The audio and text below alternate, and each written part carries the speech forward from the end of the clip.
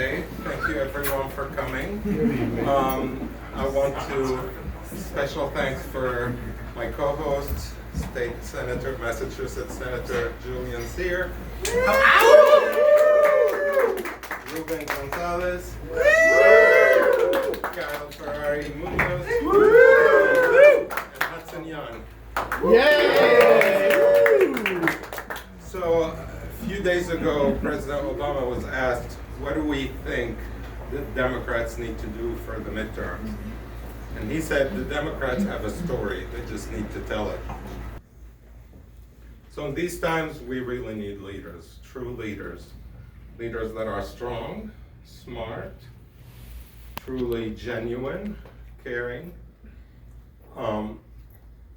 This is truly the time for us to look for those leaders. In the last few years, what the Victory Fund has done with supporting and bringing up LGBT candidates has been absolutely fantastic. And they really deserve all the support. And when I think of leaders with the perfect qualities, genuine, strong, not afraid of saying it as it is, the first person I think of is Brian Sims. If you follow Brian, if you follow his Instagram. I'm sorry. In addition to Temper, you will see that Temper is the dog butcher. If you follow Brian, you'll see that he's always on the road.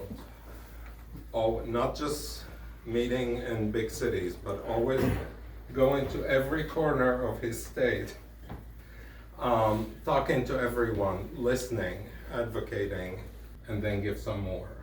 Because every election, everywhere matters. And when we have candidates like Brian,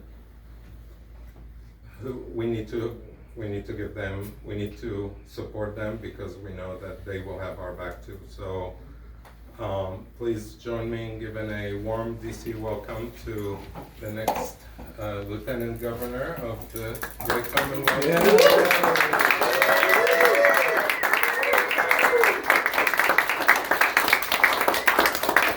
I'm supposed to say I don't want you to give until it hurts. I want you to give until it starts to feel good again.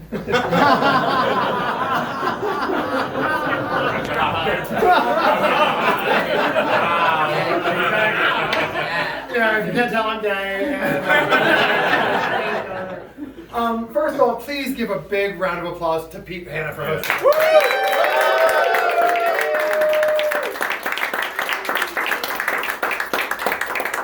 I'm going to try to do something that most politicians are shit at. I'm going to try to be kind of brief. But before I talk to you, there's two people in the room that I want all of you to acknowledge. There are two people that are really, really important in my life. And one of them is my campaign manager, Benjamin.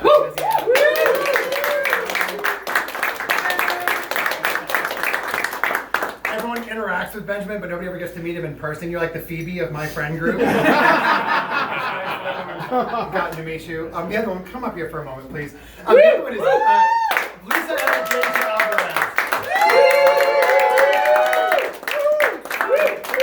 I think a lot of you in this room know Deja Lynn Alvarez. Deja is not just my favorite candidate in all of Pennsylvania right now, but she is also the person that is going to replace me in the House of Representatives. When she does, Deja will be the first trans Latina elected to a state legislature in the entire United States. And so I'm happy to say, if there is anything you like about me, and anything you like about my politics, or anything you like about what I've done the last 10 years in Pennsylvania, Deja will do it better than I've done, and I'm sure of that. So please, please, please consider supporting her as well. So. Most people have no idea what a lieutenant governor does. But they feel like it changes depending on who the lieutenant governor is or what state you're in, and that is completely true. I'm not going to quiz any of you on what the lieutenant governor in Pennsylvania does. Most of my staff knows. Really quickly, a lot of states, their lieutenant governor is a shadow of the governor. It's like a vice governor, kind of like our vice president, where they stand in when the governor can't be at things, and they're sort of the shadow of our governor. That is not true in Pennsylvania at all. We're one of those states where the job of our lieutenant governor is done by 3 different people in most other states. We wanted that job to be done by one person, and we wanted it to have the gravity of government, and so we called them the lieutenant governor. In Pennsylvania, the 3 things that our lieutenant governor does is first, they chair the board of pardons. I lead with this because of how important it is. The criminal justice system in my state and in the entire United States is racist as shit. And it's classist as hell. And if that shocks any of you, you're in the wrong room. But thank you, stay here.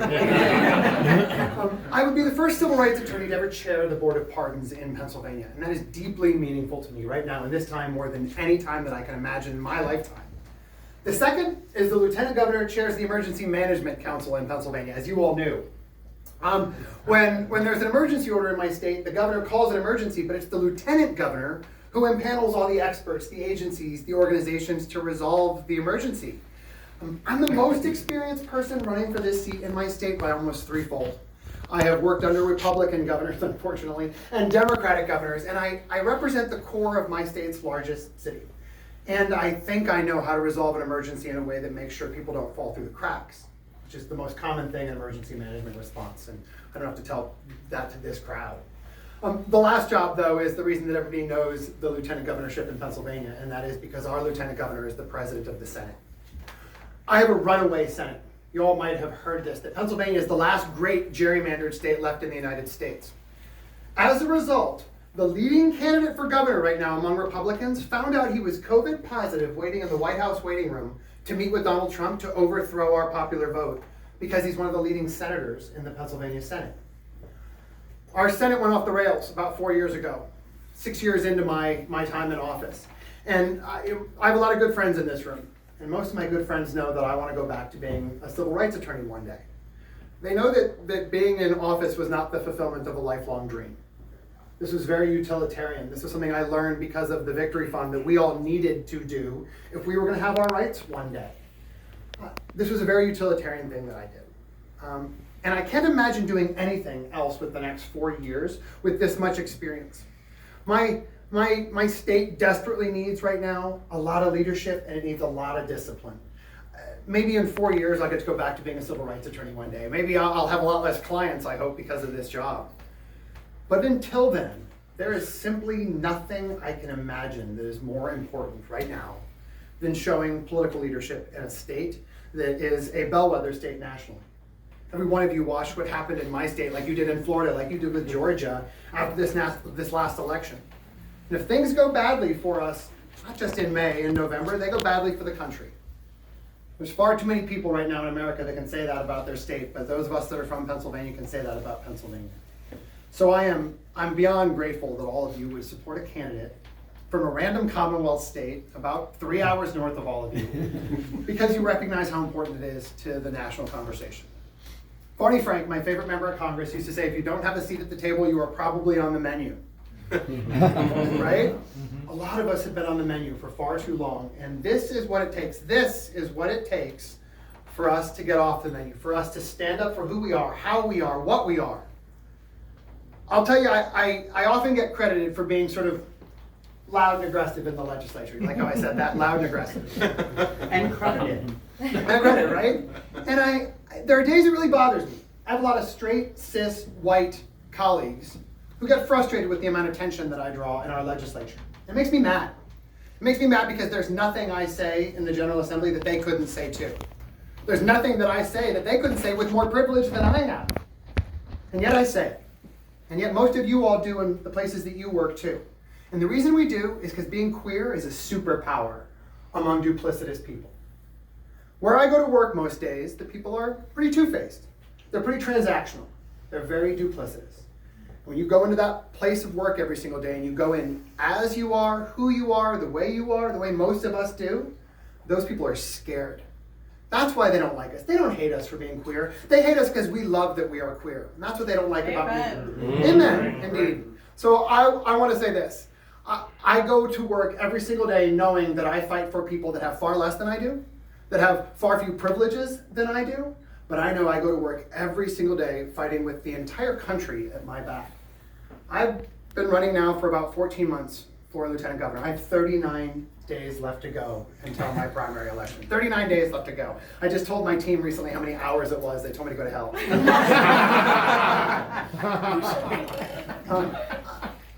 I will end with this, and it's a hard ask, and it's not one that I often make of rooms. If you're here tonight, it's because you gave good money to be here. That means a lot to me.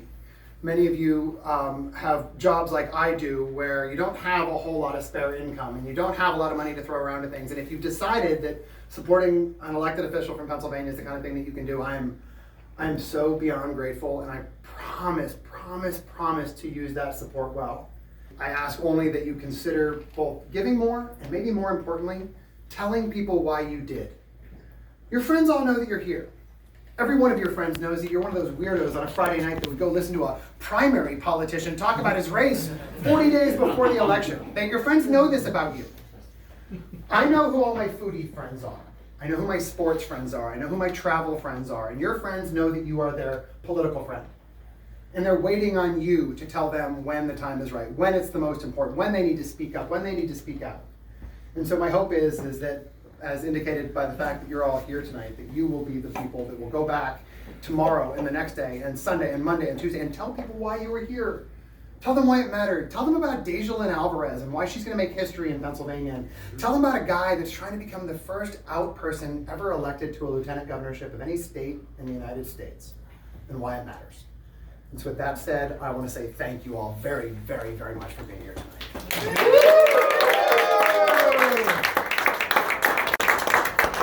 So I'm Julian Cyr from the other Commonwealth, Massachusetts. So I have to give a pitch, but Brian, you just gave like the best damn pitch I've ever heard at a political fundraiser in years. It's such a joy to be here. Pete, thank you for opening up your home. And it's so great to be here and join with Hudson and Ruben and Kyle and welcoming all of you. You encounter, when you run for office, I serve in the state senate in Massachusetts. I represent Cape Cod, Massachusetts. Mm-hmm. Some of us have heard of it. Some of us heard of it. I'm talking about this vineyard, but I'm from a little town called Provincetown. I think it's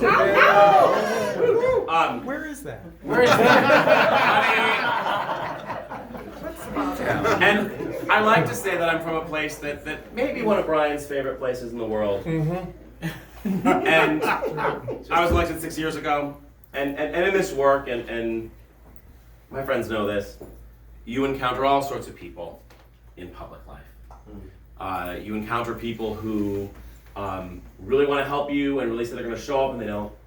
You encounter people who kind of say they're about you but are really about themselves.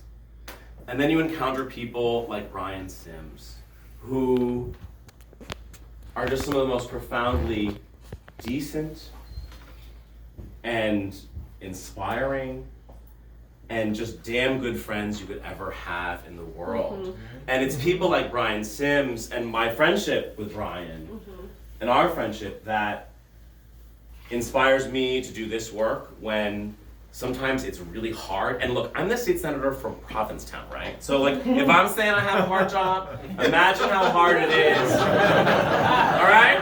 Imagine how hard it is to be the state representative, the first, the only for a while, now just a part of a handful of out members in the Pennsylvania legislature. Imagine how hard it is to be running statewide in a state as an openly queer person with all the talent in the world, just trying to represent your Commonwealth and bring your best foot forward. And, look, sometimes I get lulled into complacency, right? It can be easy to be sitting on the deck of tea dance or seeing various kind of policies or whatever you're sort of working on, right? And thinking like, wow, it feels really different and pretty cool.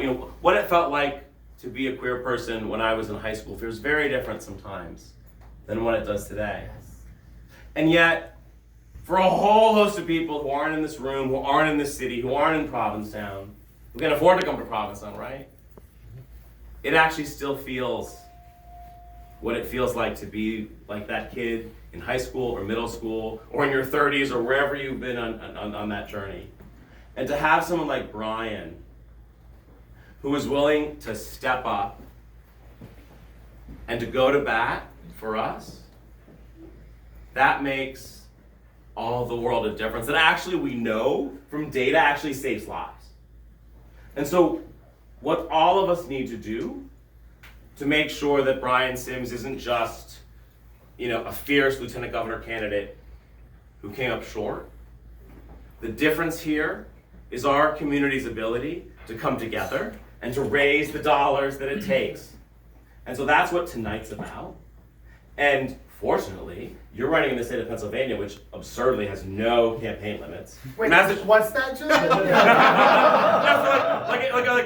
This was like me in Massachusetts. I'm like, Ray, you can give me money. It's like $1,000 per person per year. Oh no, Pennsylvania, 0 campaign limits. I mean, that is completely absurd and completely needs to be changed. But until it does, right? That's absurd.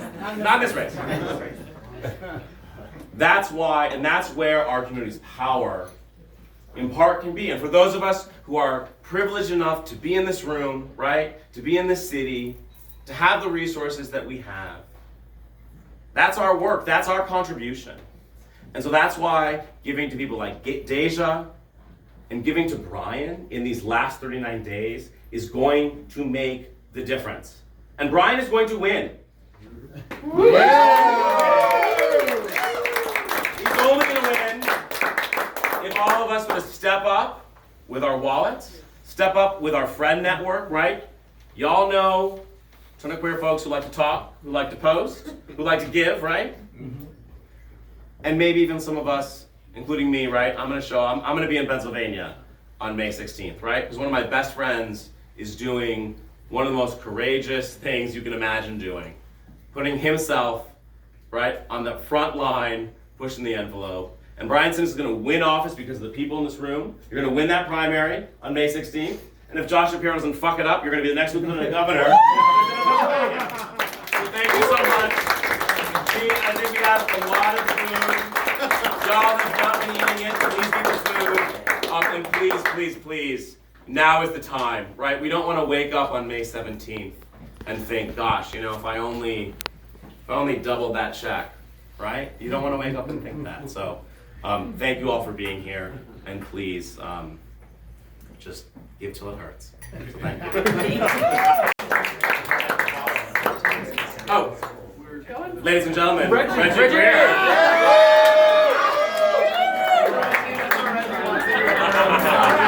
There she is.